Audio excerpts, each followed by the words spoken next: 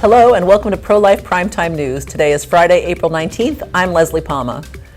Our top story tonight takes us to Arizona, where a state Supreme Court decision allowing a law originally enacted in 1864 to once again protect most babies from abortion has dominated the political and cultural landscape. Jill Norgard of Arizona Right to Life joins me to talk about where the state might be headed. When Democrats tried to bar former President Donald Trump's name from appearing on ballots in various states, they might not have realized the tables would be turned on their candidate. In political news in a nutshell, I'll report on why Joe Biden might be missing from ballots in Ohio and Alabama in November. Republicans in Kansas are vowing to override Governor Laura Kelly's veto last week of a bill that would make it a felony to coerce a woman to have an abortion. I'll report on that and more in Abortion in the News. April is Abortion Recovery Awareness Month, and I will be joined by Jessica Merdolo, a mom who aborted her baby after receiving a poor prenatal diagnosis and regretted that choice immediately. Jessica will talk about the healing she received through Rachel's Vineyard, a ministry of Priests for Life. Please stay tuned. 10 days ago, the Arizona Supreme Court upheld a law from 1864 that protects most babies from abortion. The state has been in the spotlight ever since. The law was enforced from 1864 until the U.S. Supreme Court's 1973 Roe v. Wade decision legalized abortion throughout the country. Prior to Roe, Planned Parenthood twice challenged the Arizona law, both times unsuccessfully. Since the court's ruling on April 9th, Republicans in the state legislature have twice blocked an effort by Democrats to repeal the bill. But some prominent Republicans, including former President Donald Trump and Kari Lake, who's running for the U.S. Senate, feel the law, in Trump's words, went too far. The law could soon be enacted and begin saving lives. But in November, Arizona residents will vote on a proposed amendment that would invent a right to abortion in the state constitution, which could then overturn this law. So there's a lot going on in Arizona, and to help us make sense of it all, I'll be joined by Jill Norgard, a former Arizona state representative and a member of the board of Arizona Right to Life. Welcome to the show, Jill. Hey, good morning, Leslie. So it's been an interesting 10 days. Were you expecting the Arizona Supreme Court to uphold the law? Well, the Arizona Right to Life Board was delighted that the Arizona Supreme Court upheld Arizona's pro-life legacy. We've always been a pro-life state, and we are really thrilled that they upheld, and we're going to continue to laser focused on educating people about the issues of abortion and what it actually does. So we were really pleased with the results. But are you disappointed that Trump and Kari Lake spoke out against the law? I was a little surprised. President Trump spoke at the ProLife, the national event a few years ago when he was president. He did a fantastic job. He is our pro-life candidate. He is going to win in November. And we have, no matter what we say on the right, the Republicans, we're always going to be framed as the radical right extremists because the left controls the narrative. We just have to stand right on the pro-life issues and continue to make our case. That's true. So now there's efforts afoot to repeal the law. Do you think Democrats are going to keep trying? I think they'll keep trying. Yesterday we were at the state capitol and they tried yesterday. And fortunately in the House it got stopped. They tried the repeal yesterday on the House floor and that got stopped. So the thing is, there are people down there. We were down there. It was probably 8-1 as far as the pro-lifers versus the pro-abortion crowd down there. Mm-hmm. And we talked to people, and literally the pro-abortion people, they're mad because, literally, they're mad because we are out there trying to protect babies and save babies. Where have we come as a society? The right to life, everyone has a right to be born, and people talk about women's rights and reproductive rights. What about the rights of 50% of those women that don't have an opportunity to be born and express their voice? Yeah, exactly. So the stakes were already high surrounding the ballot initiative. Can you tell us what's happening on that front? Sure. The ballot initiative, and I have a copy right here, it's worded extremely vague. It says, every individual has a fundamental right to abortion, and the state shall not enact, adopt, or enforce any law, regulation, policy, or practice that does any of the following. And one is, denies or interferes with an abortion after fetal viability.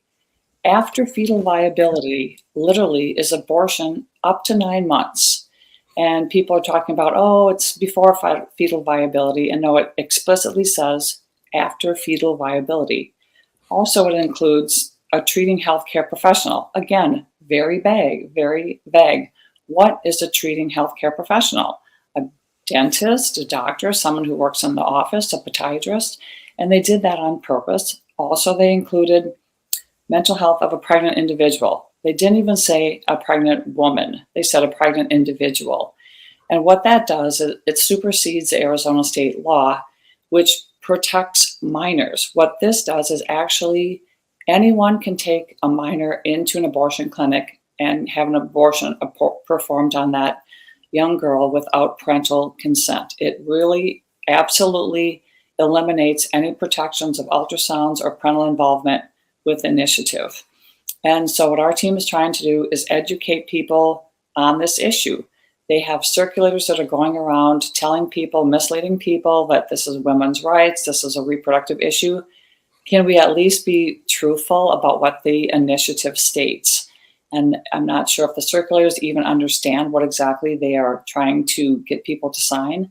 A lot of them are petitioners who are flown in from out of state, and they're paid $20 to $25 an hour to get signatures for this initiative. Wow. I know this is happening in a lot of states, so we are certainly keeping an eye on Arizona. And I know this is a very busy time for you, but you also have something exciting happening in your personal life. Yes. Can you tell me about your son? So you guys are priests for life, and our son is hopefully going to be a priest for life. He's a Dominican in the Western Province in Oakland. So keep him in your prayers. He's out in the Berkeley area, and they're out there fighting the good fight. They're in the throes of all this activity out there, and we appreciate your prayers.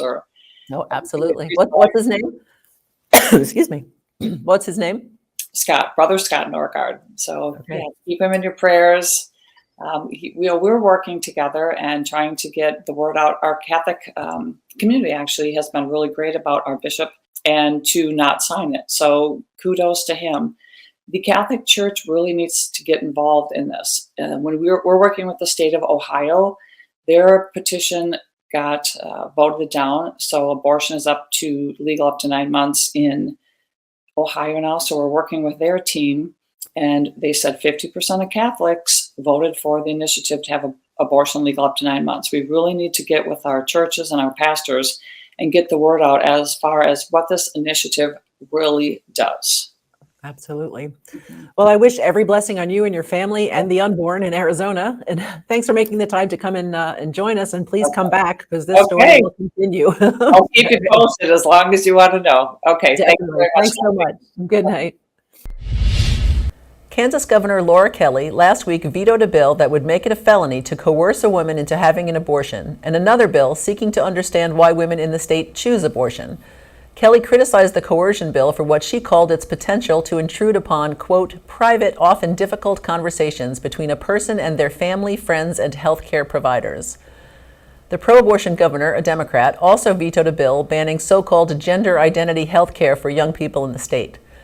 Republicans dominate both the House and Senate in Kansas and have vowed to begin an override effort when they return to session a week from today. Planned Parenthood's latest annual report shows it killed 392,715 babies in 2022, more than ever before, and a 5% increase over the previous year. But Life News is reporting that the abortion giant also set another record, getting more of Americans' taxpayer dollars than ever, an astonishing $699.3 million. That figure represents an $81 million increase in revenue from when Biden took over the White House.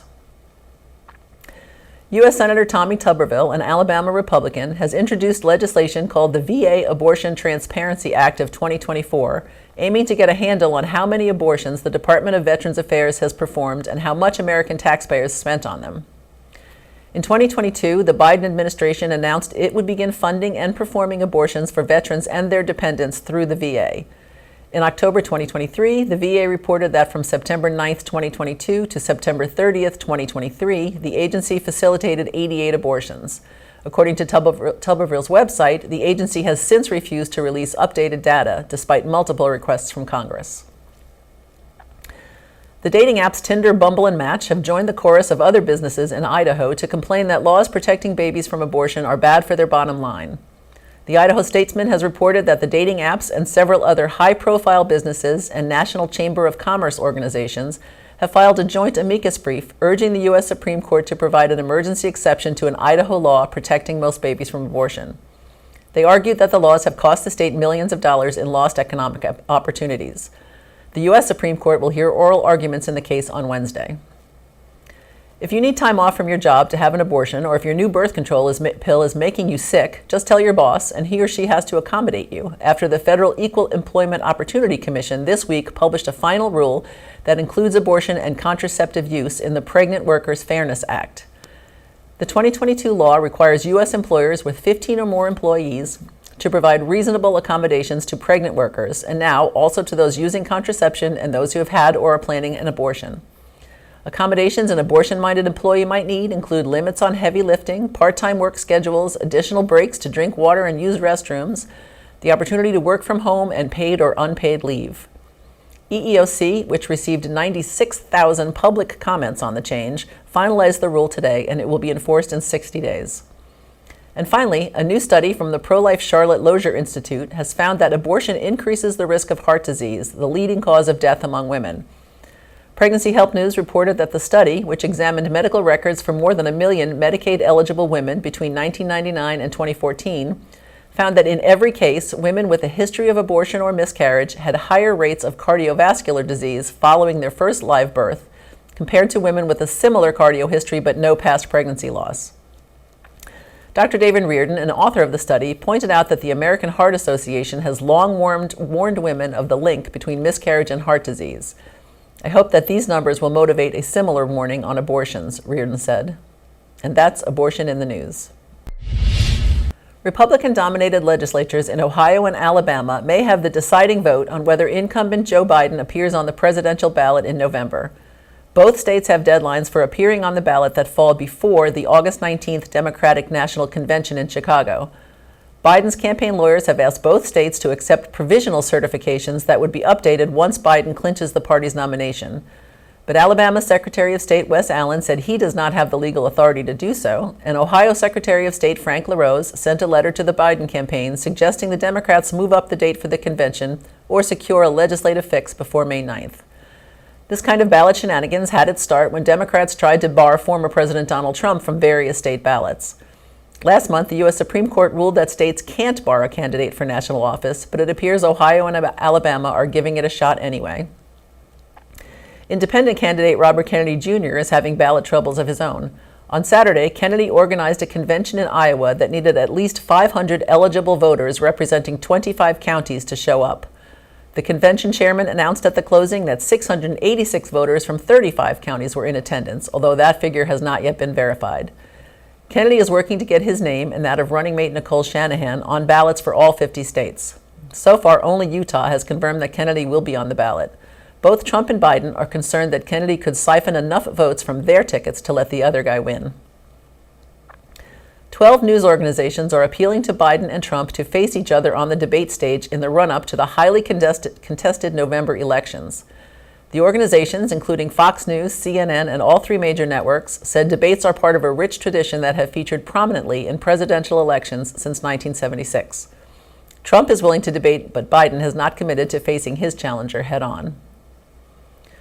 The race for control of the Wisconsin Supreme Court is on again, with the most liberal justice, Ann Walsh Bradley, announcing last week that she would not run for re-election in the spring. It's possible that conservatives can regain the advantage they lost last year when the most expensive judicial race in history tilted the ideological balance on the court 4-3 in favor of liberals. This year, the court could decide whether abortion remains legal in one of the country's most closely watched presidential battlegrounds. The court has been asked to review a law from 1849 that pro-lifers believe protects most babies from abortion, but that abortion advocates say applies only to feticide, which is, by definition, abortion. U.S. Senator Pete Ricketts from Nebraska, a former governor, has donated $500,000 to an effort to get the pro-life Protect Women and Children ballot initiative in front of voters in November. Organizers have until July 3rd to collect 123 valid signatures for the referendum that would protect babies from abortion after the first trimester. Abortion advocates in the state are also collecting signatures for a separate referendum that would ask Nebraskans to invent a right to abortion in their state constitution. And that's political news in a nutshell. April is Abortion Recovery Awareness Month, when pro-life and healing ministries across the country highlight the fact that though abortion wounds women, men, and families, healing is available. The largest program in the world for healing after abortion is Rachel's Vineyard, a ministry of Priests for Life. Rachel's Vineyard offers weekend retreats as well as individual follow-up. Since its founding in 1994 by Dr. Teresa Karminski-Burke and Kevin Burke, the program has grown to offer more than 1,000 retreats annually across 49 states and 70 countries.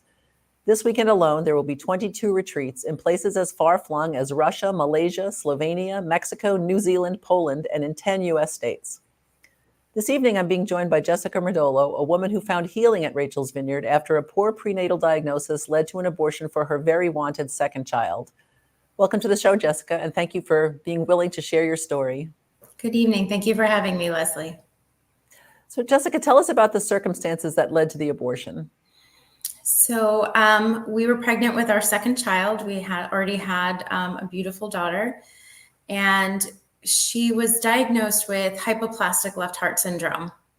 On top of having the heart syndrome, she had some complications on top of that, which did not make her a candidate for the 3 palliative care operations that are available. There is no cure. It's just palliative care until hopefully a heart transplant.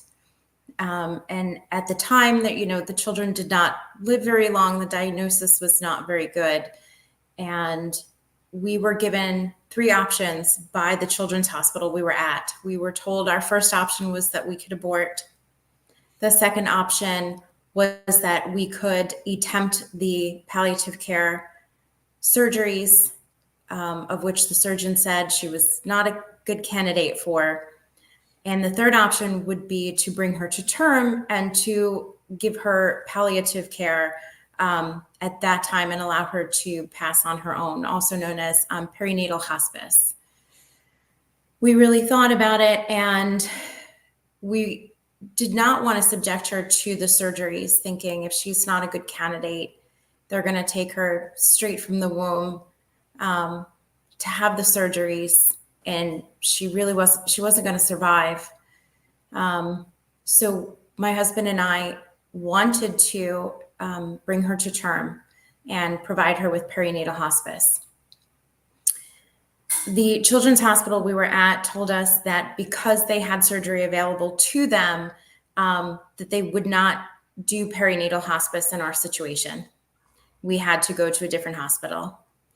And we called every hospital in the area that we could think of, that we knew of, and we were told we had to be at a children's hospital. So there was this tiny little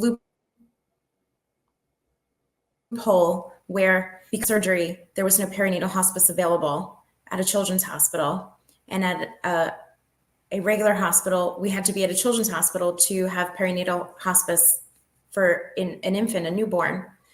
I also knew from my first child that I couldn't deliver naturally. I had to be given a C-section, and every hospital that we had gone to turned us down and did not allow us to deliver her. And at that time, unfortunately, we didn't have anyone around us who knew that there were doctors who would deliver, that there were hospitals and places where we could offer her perinatal hospice. And everyone around us just said, well, you have to do this, you have to. And that ultimately became the choice that we feel like we were forced into because we didn't have anything else available to us. Well, it's very, very sad how they deal with women and couples in situations like this. So how soon after the abortion did you begin to feel feelings of regret? Immediately. I remember arriving at the hospital that morning and sitting in that bed being prepped. And I looked at my husband and I said, I do not want to be here. I do not want to do this. And the nurse prepping me said, oh, honey, no one wants to be here, but you have to. And I remember waking up, just those moments where you're starting to come to before you even realize your body or your environment. I remember just saying her name and wondering where she was. And I heard a voice, which I later found out to be my husband's voice, that said, was she a very good girl?